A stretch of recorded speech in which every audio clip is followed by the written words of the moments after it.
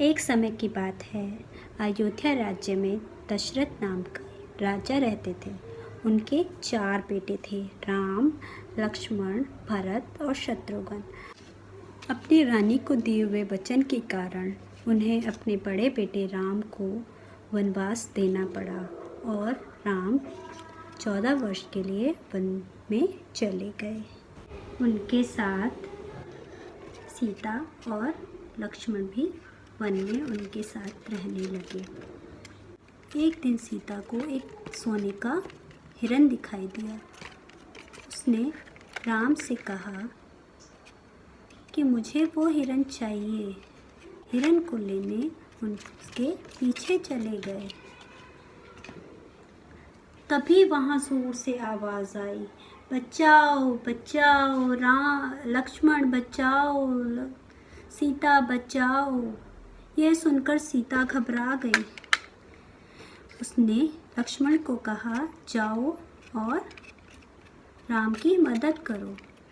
लक्ष्मण ने कहा कि ठीक है माता, मैं जाता हूँ, पर आप इस रेखा को पार मत करना, तभी आप सुरक्षित रहोगी।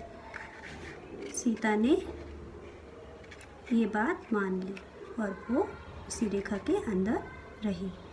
अब लक्ष्मण भी राम को ढूंढने चले गए।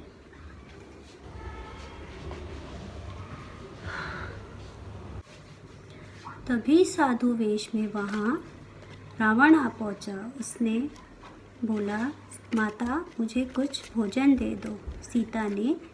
सीता भोजन लेने के लिए कुटिया में गई और वह उस पेड़ के नीचे बैठ गया।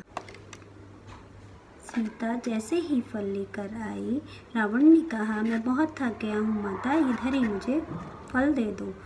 तो सीता लक्ष्मण रेखा को पार करके रावण को फल देने आई। जैसे ही सीता रावण के पास आई, उसने अपना वेश बदल लिया और वो सीता को उठा ले गया।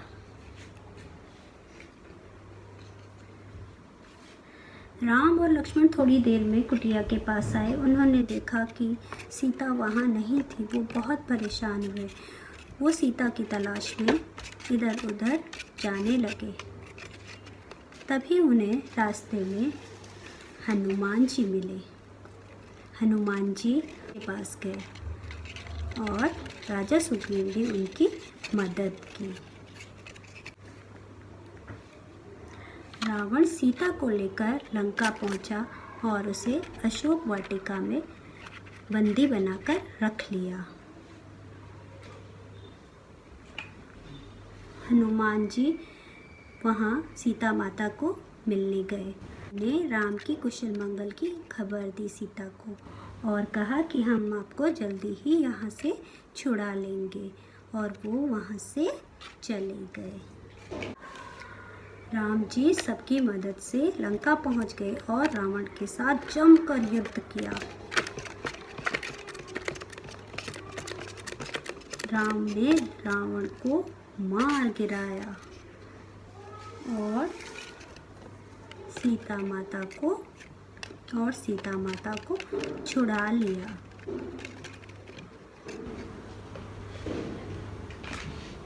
इसीलिए दशहरे के दिन रावण का पुतला जलाया जाता है, क्योंकि रावण बुराई का प्रतीक होता है और राम जी ने इस बुराई को खत्म किया था। और दशहरा हमें यह सीख देता है कि हमेशा अच्छाई की जीत होती है और बुराई की हार होती है। जय श्री राम।